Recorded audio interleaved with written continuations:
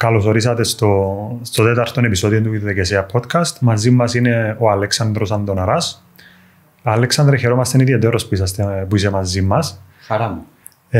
Γιατί είναι ένα πρωτοποριακό και ενδιαφέρον θέμα που πλέον είναι μέσα στην καθημερινότητα των επιχειρήσεων. Και γενικά όλοι όσοι εργάζονται με κάποιον τρόπο θα εμπλακούν με το ESG. Τι είναι το ESG? Πες μας και εσύ αρχικά λίγα λόγια για σένα και εννοείται να μιλήσουμε μετά και για το... Ωραία. Εργάζομαι στο Πανεπιστήμιο Λευκωσίας ως αντιπρόεδρος φοιτητικών υπηρεσιών και αναπληρωτής καθηγητής στη Σχολή Διοίκησης Επιχειρήσεων και ασχολούμαι με τα θέματα της βιωσιμότητας εδώ και 15 περίπου χρόνια. Έχω και ένα άλλο καπέλο, είμαι επικεφαλής του ερευνητικού κέντρου στο Πανεπιστήμιο για την εταιρική βιωσιμότητα και υπευθυνότητα. Οπότε μέσα από όλες αυτές τις ενασχολήσεις έχω δημιουργήσει έτσι μια ιδιαίτερη σχέση με τα θέματα της βιωσιμότητας. Κατανοώ αυτή την ιδιαίτερη σχέση.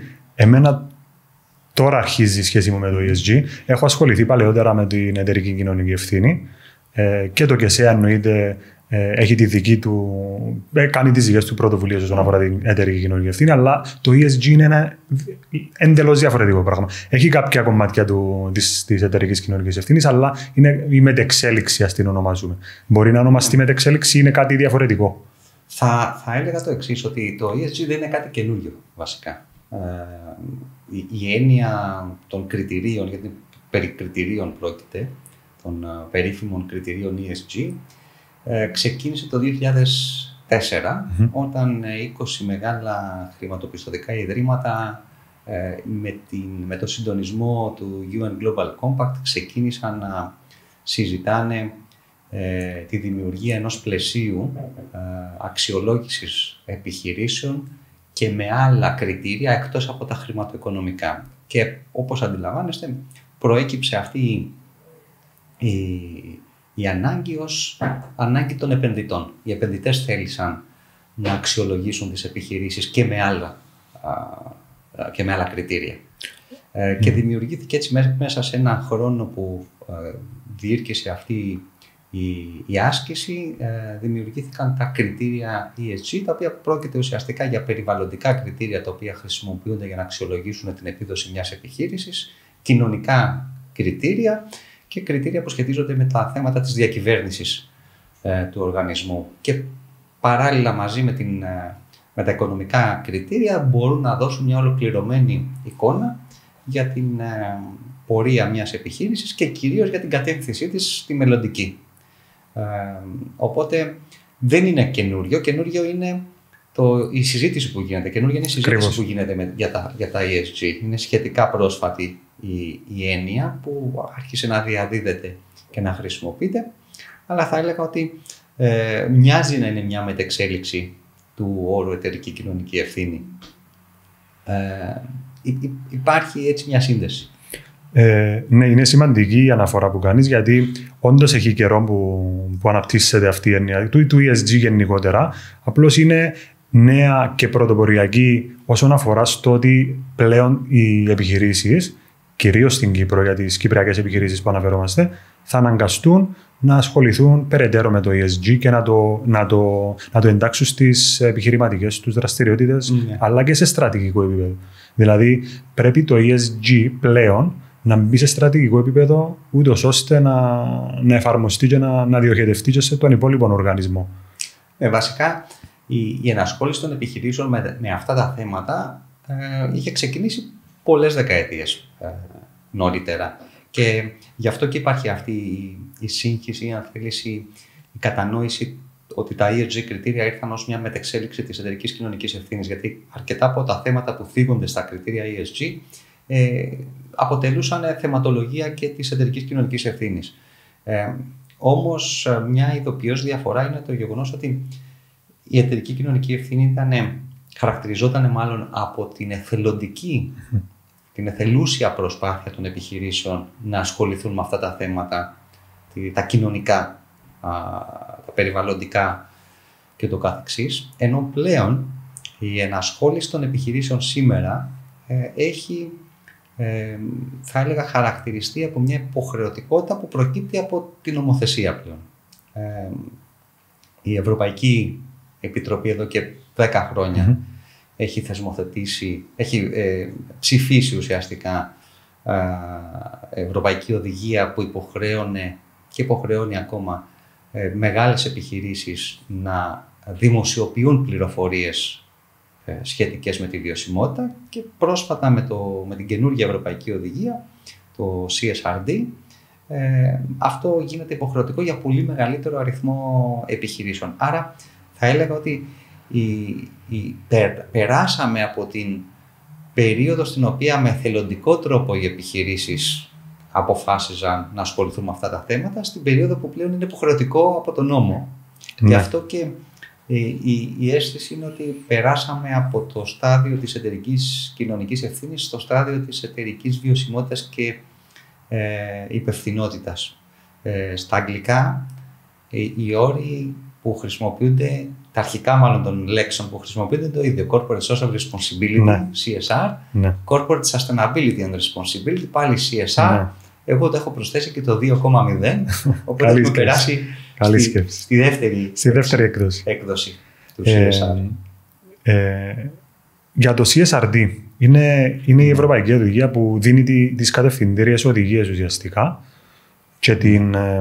και την υποχρεωτικότητα στις εταιρείες να συντάσσουν κάποιες εκθέσεις. Τούτες οι εκθέσεις, όπως ανέφερες και πριν, ήταν μια βασική σκέψη των επενδυτών σε παλαιότερα χρόνια, ούτως ώστε εκτός από τους χρηματοοικονομικούς δείχτες που ήθελαν να αναπτύξουν και να ελέγχουν, ήθελαν να έχουν και κάποια εικόνα πάνω στο κομμάτι του environmental, του social και του governance, και για σκοπούς διαφάνειας, για σκοπούς καλύτερου ελέγχου των εταιριών που θα ήθελαν να επενδύσουν ή θα ήθελαν να συμμετέχουν. Ωραία. Αυτή η οδηγία, ποιο είναι το πλαίσιο που παρέχει αυτή η οδηγία? Τι πρέπει οι εταιρείες να προσέξουν όσον αφορά αυτή την οδηγία? Καταρχάς να πούμε ότι η οδηγία η συγκεκριμένη, το CSRD, Corporate Sustainability Reporting Directive, ήρθε να αντικαταστήσει μια προηγούμενη, το NFRD, το Non-Financial Reporting Directive, το οποίο το 2014 που ψηφίστηκε από την Ευρωπαϊκή Επιτροπή έθεσε ένα πλαίσιο για τις πολύ μεγάλες επιχειρήσεις, αυτές που είχαν συγκεκριμένο αριθμό εργαζομένων, πάνω από 500 εργαζόμενους και σημαντικό τζίρο η κερδοφορία, να εκδίδουν απολογισμούς βιωσιμότητας, όπως ονομάστηκαν, ή απολογισμούς μη χρηματοοικονομικών πληροφοριών.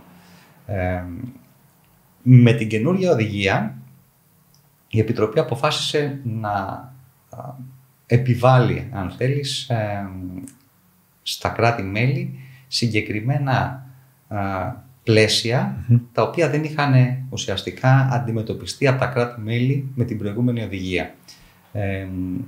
Και παράλληλα να διευρύνει και τον αριθμό των επιχειρήσεων που είναι υποχρεωμένες να εφαρμόσουν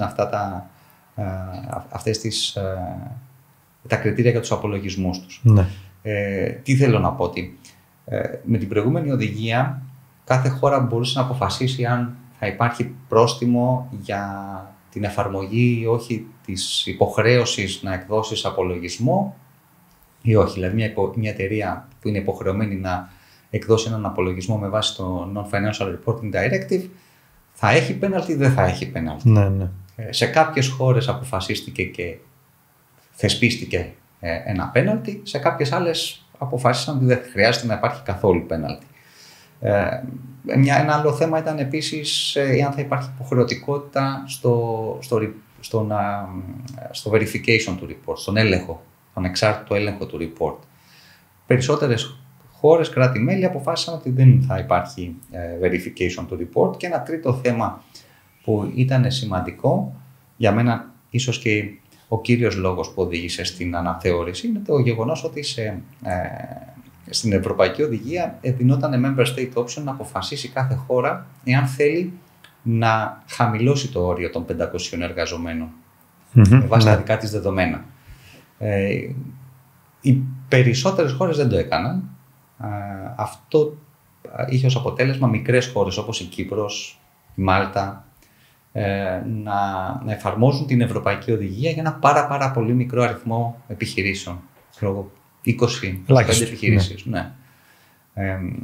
Κάποιες άλλες χώρες στη Βόρεια Ευρώπη, όπως η Δανία, αποφάσισαν και το μείωσαν. Αντί 500 εργαζόμενους, το κατέβασαν στους 250 για να συμπεριλάβουν ακόμα μεγαλύτερο αριθμό επιχειρήσεων. Οπότε νομίζω ότι όλα αυτά συνηγόρησαν τόσο ώστε στο revision που έκανε η Επιτροπή για να δει πού βρίσκεται η εφαρμογή του NFRD, διαπιστώθηκε ότι υπάρχουν περιθώρια βελτίωσης και πάρθηκαν κάποιες αποφάσεις από την Ευρωπαϊκή Επιτροπή να εφαρμοστεί η συγκεκριμένη οδηγία σε όλες τις επιχειρήσεις πάνω από 250 εργαζόμενους. Άρα δεν μιλάμε πλέον για 500, μιλάμε για 250. Γι' αυτό και ο αριθμός των επιχειρήσεων που ήταν υπόχρεες αυξήθηκε, έχει φτάσει κοντά στις 50-60 από περίπου 10-12 που ήταν προηγουμένως. Το verification των reports ήταν υποχρεωτικό. Ναι. Και υποχρεωτικά κάθε χώρα πρέπει να επιβάλλει ποινές σε αυτούς που δεν θα συμμορφώνονται. Ναι.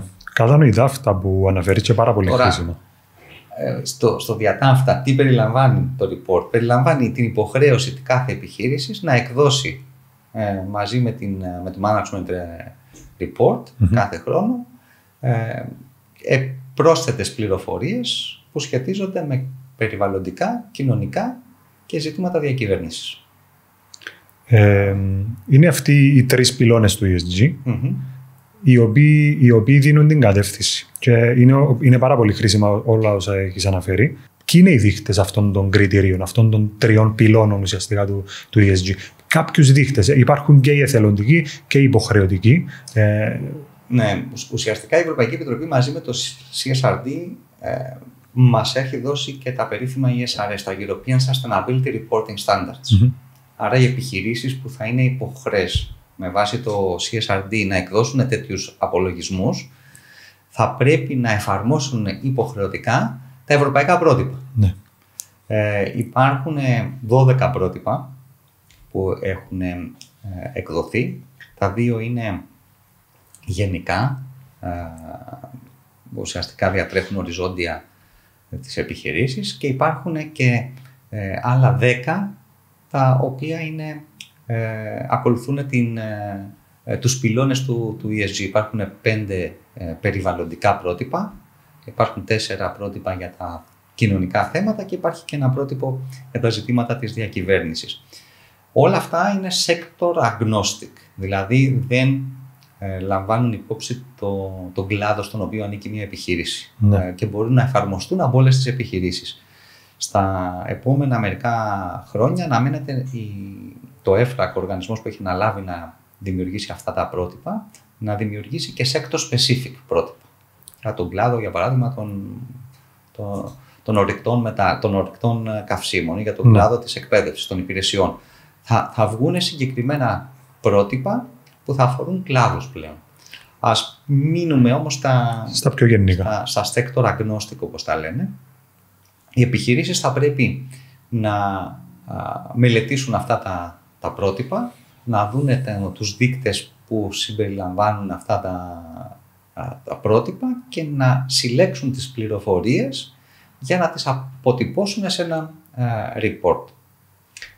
Υπάρχει περίπτωση μια επιχείρηση να μην είναι αναγκασμένη να εφαρμόσει κάποιο πρότυπο, ειδικά κάποιο από τα περιβαλλοντικά πρότυπα, μπορεί να εξαιρεθεί γιατί η δραστηριότητά της δεν έχει επίδραση στο συγκεκριμένο αντικείμενο. Για παράδειγμα, το θέμα της βιοποικιλότητας είναι ένα χαρακτηριστικό παράδειγμα. Μια επιχείρηση δεν επηρεάζει τη βιοποικιλότητα και θα μπορούσε να εξαιρεθεί, θα εξαιρεθεί. Όλα αυτά θα βγουν μέσα από τη διαδικασία που θα ακολουθήσει η επιχείρηση για να κατανοήσει το πού βρίσκεται και το τι πρέπει να κάνει, την περίφημη διπλή ανάλυση ουσιαστικότητας. Ναι.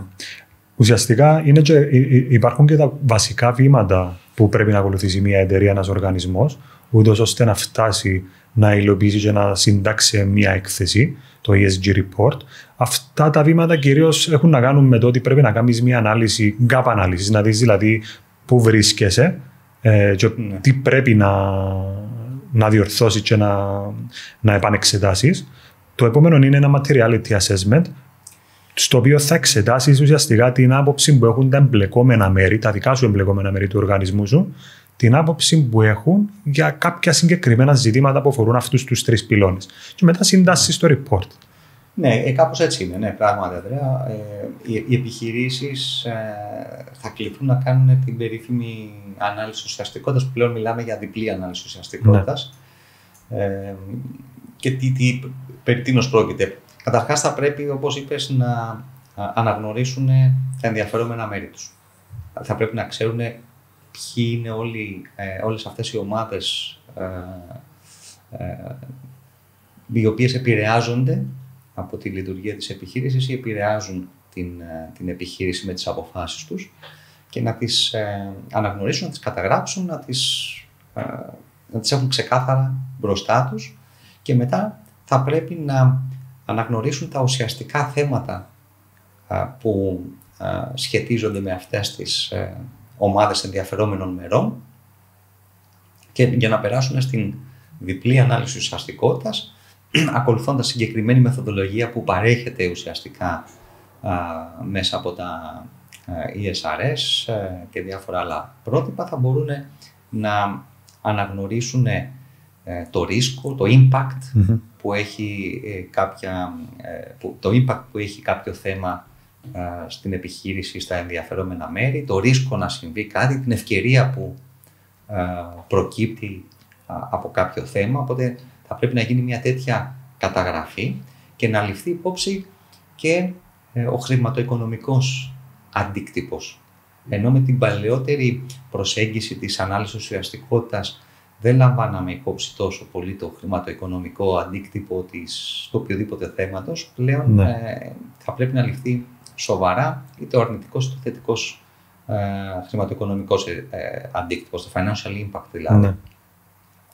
Και όλα αυτά θα δώσουν στην επιχείρηση μια ξεκάθαρη κατεύθυνση προς τα που πρέπει να κινηθεί για τα θέματα της βιωσιμότητας. Όπως είπα, κάνοντας αυτή την άσκηση, αν διαπιστώσεις ότι δεν έχω επίδραση μέσω της λειτουργίας μου στη βιοποικιλότητα, θα αφήσεις απ' έξω το συγκεκριμένο πρότυπο που αφορά τα θέματα βιοποικιλότητας, θα επικεντρωθείς σε άλλα.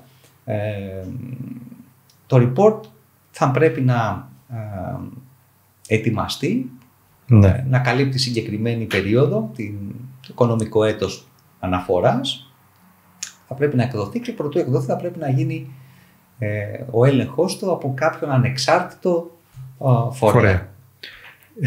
Θα μιλήσουμε και για τη δική μας εμπειρία ως ΚΕΣΕΑ, χρησιμοποιώντας το πρότυπο που έχετε αναπτύξει. Το message. Το message. Ναι. Έχουμε χαρεί ιδιαιτέρως για τη συνεργασία που είχαμε μέχρι τώρα. Οφείλω να ομολογήσω ότι η κατεύθυνση και η συζήτηση που μας είχατε δώσει και η συζήτηση που είχαμε κάνει ήταν πάρα πολύ προσοδοφόρα και για μας. Πιάσαμε αρκετές γνώσεις όσον αφορά το κομμάτι του ESG, και έχουμε συντάξει και ως ΚΕΣΕΑ πλέον το δικό μας report. Θέλεις να μας πεις λίγα λόγια για το πρότυπο? Για το πρότυπο και μετά σε ρωτήσω εγώ. Ναι, εννοείται, μπορεί. Θα χαρώ. Μέσα από ένα ευρωπαϊκό πρόγραμμα στο οποίο συμμετείχε το Πανεπιστήμιο Λευκωσίας, το Message, δημιουργήσαμε ένα πλαίσιο αναφοράς για τα θέματα, τα κριτήρια των ESG, εστιασμένο όμως σε μικρομεσαίες επιχειρήσεις. Όταν ξεκινούσαμε πριν από 2 χρόνια την προσπάθεια αυτή, γνωρίζαμε όλα όσα συμβαίνουν σε ευρωπαϊκό επίπεδο για τα θέματα του CSRD, τα ESRS, που ακόμα τότε βρισκόντουσαν σε υποανάπτυξη και κάποια ήταν υποδιαβούλευση, και γνωρίζαμε ότι θα έρθει και κάποιο πρότυπο μέσω των ESRS για τις μικρομεσαίες επιχειρήσεις, για τις εισηγμένες μικρομεσαίες επιχειρήσεις, και μετά για τις πολύ μικρές μικρές επιχειρήσεις.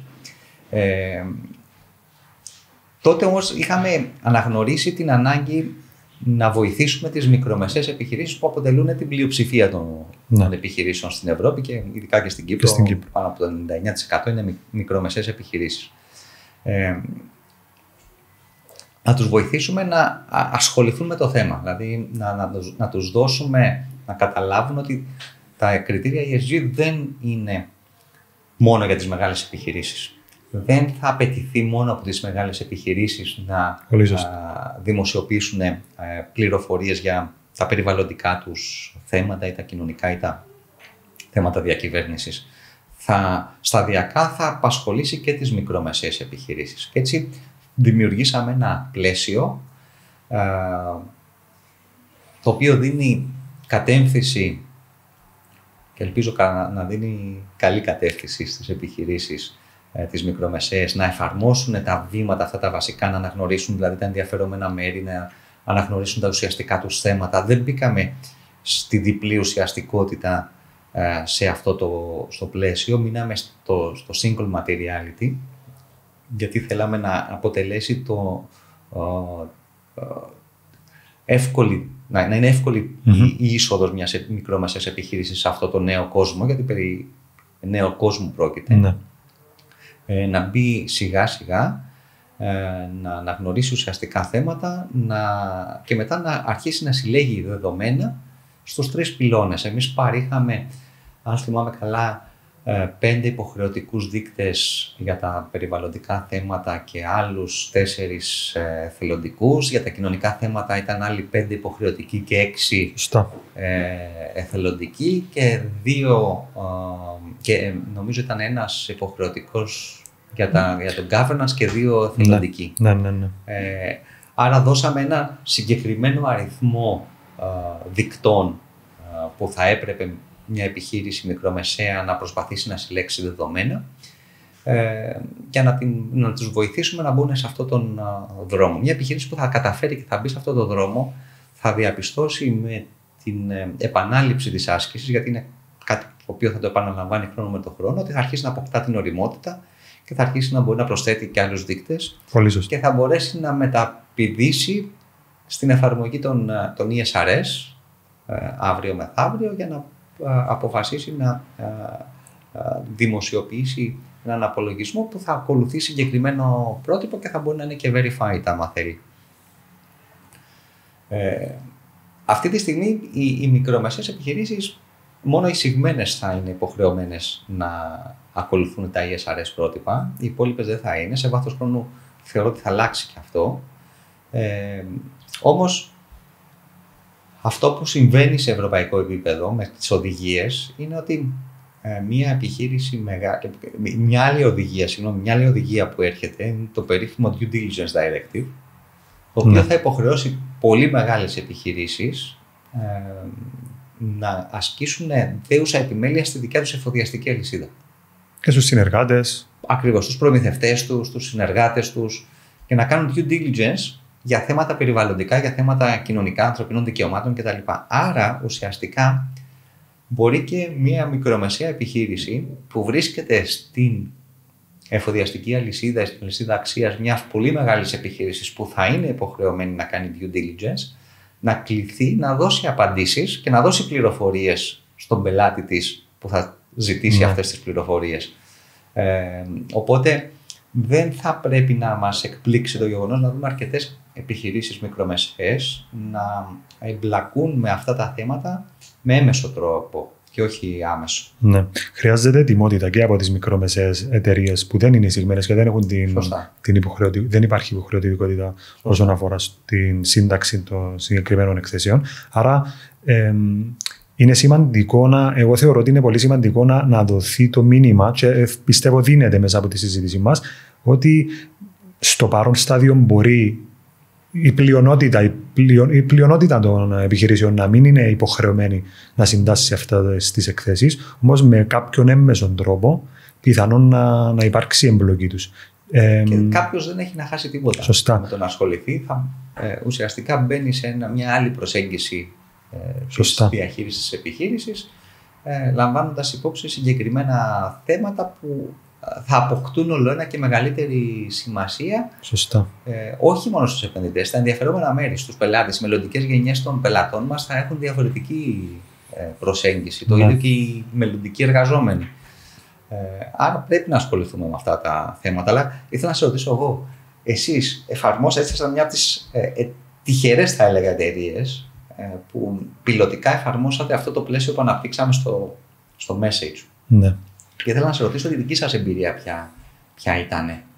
Αν θα έκανα ένα σχόλιο γενικό, θα έλεγα ότι ήταν εύκολη η ολοκλήρωση του δικού μας report για δύο λόγους. Ο πρώτος λόγος ήταν ότι το report από μόνο του ήταν καλά δομημένο, υπήρχε αρκετή πληροφόρηση και αρκετή καθοδήγηση και από το ίδιο το report και από τη δική μας συνεργασία και συζήτηση. Ο άλλος ο λόγος ήταν ότι για πάρα πολλούς δείχτες είχαμε ήδη έτοιμα τα δεδομένα. Λόγω και της φύσης της δουλειάς μας, ιδίως στους δείχτες της διακυβέρνησης και στα κοινωνικά, δεν είχαμε δυσκολευτεί σχεδόν καθόλου να συλλέξουμε τα δεδομένα. Αυτό που μας δυσκόλεψε λίγο ήταν το κομμάτι το περιβαλλοντικό, δηλαδή έπρεπε να κάνουμε μια προσπάθεια να βρούμε τη μεθοδολογία και τον μηχανισμό που θα μετρά πλέον το δασείο του emissions, για παράδειγμα. Ακριβώς.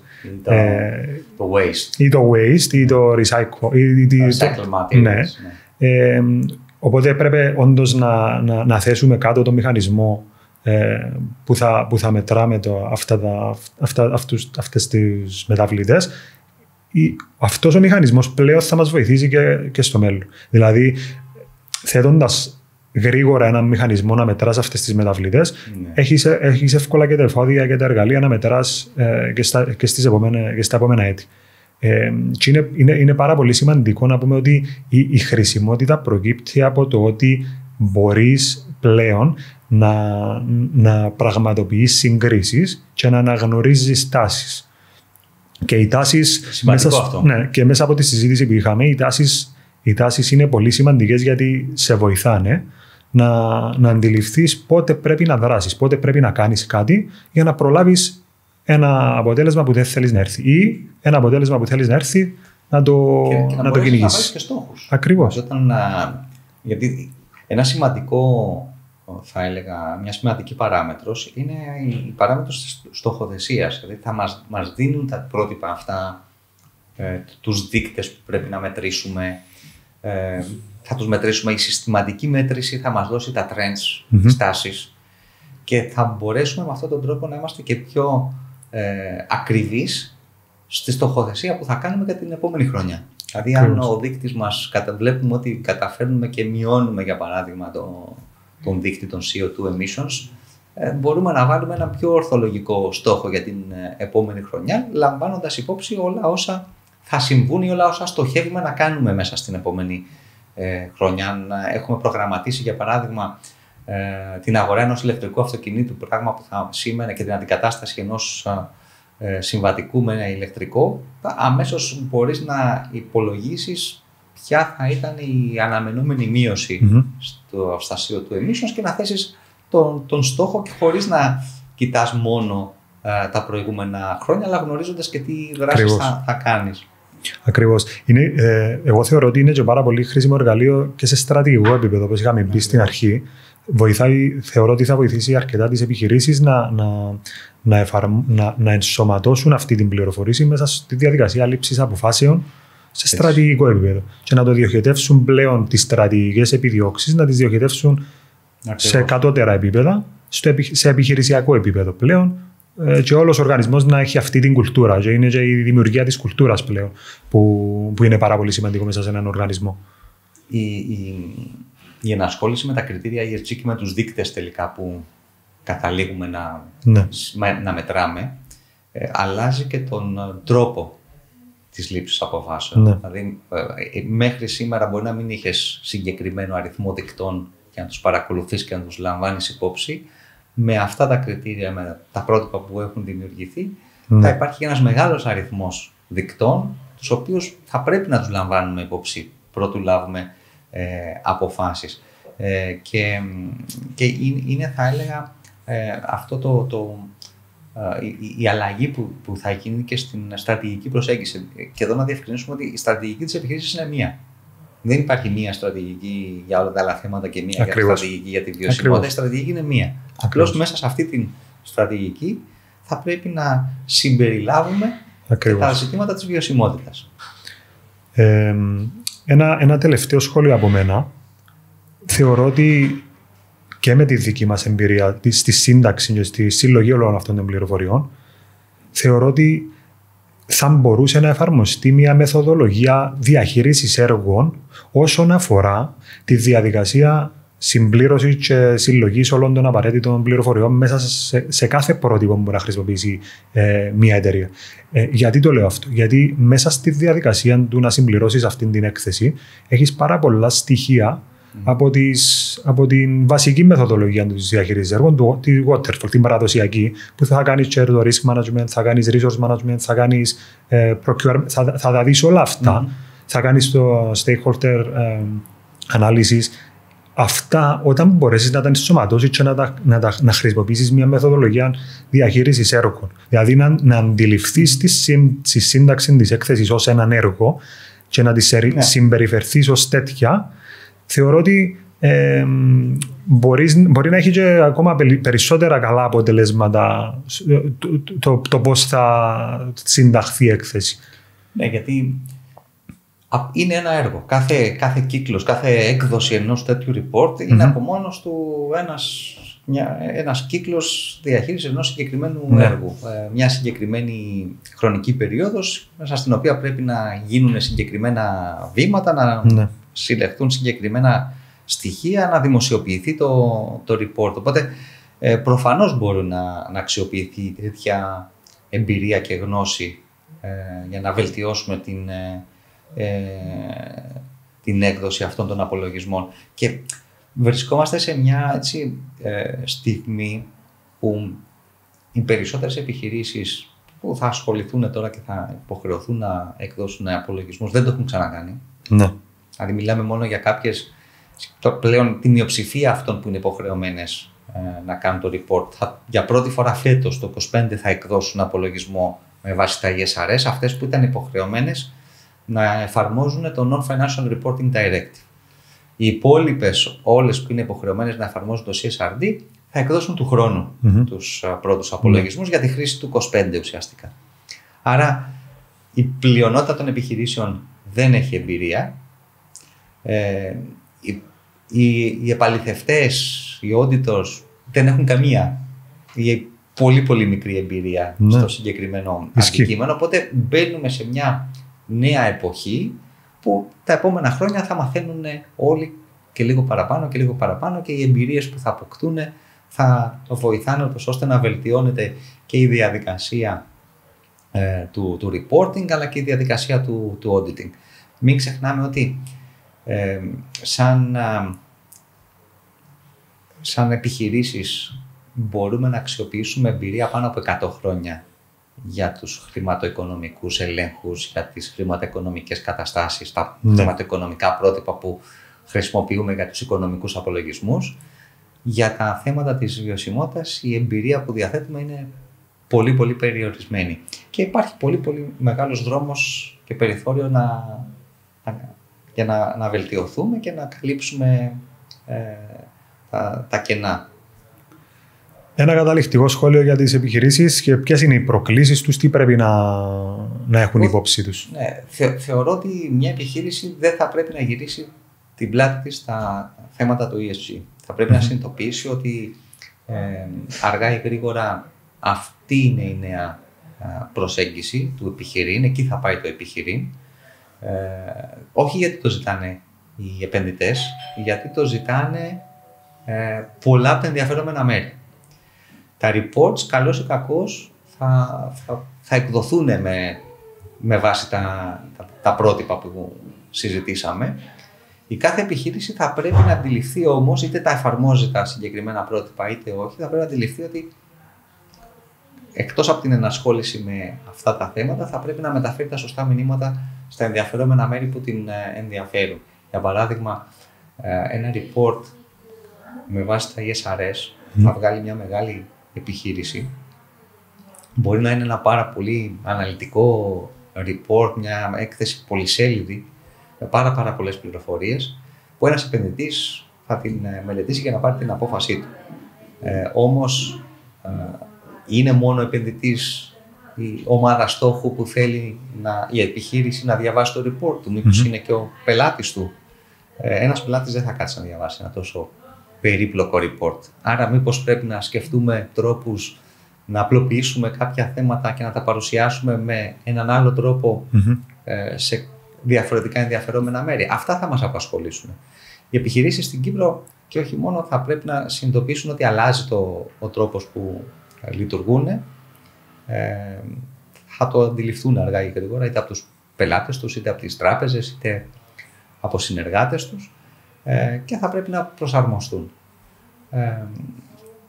Θα είναι μια έτσι ενδιαφέρουσα περίοδος που θα δημιουργήσει πάρα πολλές ευκαιρίες για πάρα πολλούς. Συμφωνώ, έδειξες ένα πάρα πολύ σημαντικό θέμα της πιθανής απλοποίησης το πώς παρουσιάζεται μια έκθεση, γιατί θεωρώ ότι κινούμαστε προς την απλοποίηση. Τα τελευταία χρόνια, παρόλο που υπάρχει η μεγαλύτερη ανάγκη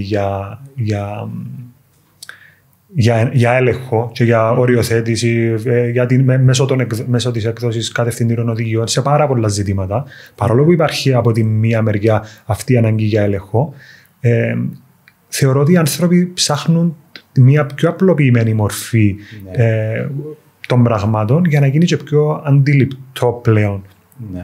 αντιληπτή πλέον η πληροφόρηση. Ίσως κατευθυνθούμε προς τα εκεί, δεν ξέρω αν... Πρώτα πρέπει να κολυμπήσουμε στα βαθιά. Αφού μάθουμε να κολυμπάμε καλά στα βαθιά, νομίζω μετά τα άλλα θα είναι εύκολα. Συμφωνώ.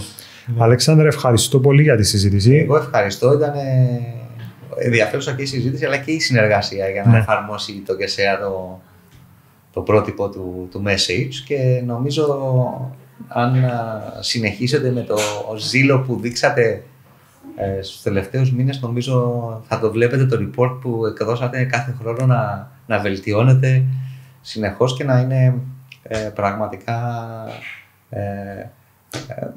παράδειγμα για όλες τις υπόλοιπες μικρομεσαίες επιχειρήσεις. Ευχαριστούμε πολύ για την καθοδήγηση, για τη συζήτηση τότε στο έργο και για τη συζήτηση τώρα. Ευχαριστούμε πολύ. Ευχαριστούμε. Καλή συνέχεια.